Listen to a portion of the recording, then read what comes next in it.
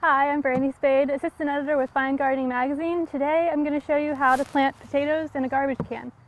It's a great option for gardeners who don't have a lot of space. Garbage cans are an ideal container for potatoes. They have plenty of space, are perfect for drilling drainage holes in, and are pretty cheap. Aside from a garbage can, the other materials you need is a potato starch and some potting mix. You can purchase potato starts from a nursery or garden center, or you can sprout them at home from potatoes bought in the grocery store at a farmer's market.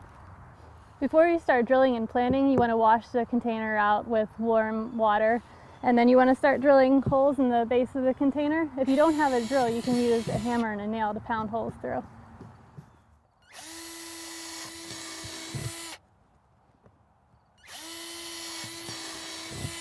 Make holes in the base and along the sides to ensure plenty of drainage. You want to fill your garbage can up to about 5 inches from the top with potting mix. If you have a potato start that has eyes on both sides, you can cut them in half and make them go a little further. Push your potato start about 6 inches down into the soil with the eye facing upward towards the sky.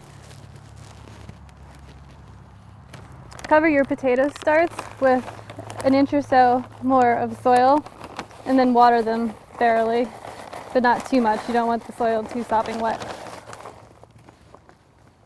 During the growing season, if you notice the tubers showing through the top of the soil, just mound the dirt on top of the plant, leaving several inches of the plant above the soil line.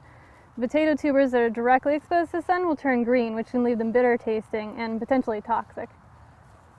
Potato starts require minimal care in a can. You just want to keep them watered during the growing season. You also want to fertilize them, usually about one time after you planted them and it's grown a couple of inches. Potatoes will start to yellow and die back when they're ready to harvest. Just before that, when they're starting to turn a little yellow, you can dig down a couple of inches, pull a few out to test for the size. When they've completely died back, they're ready to harvest.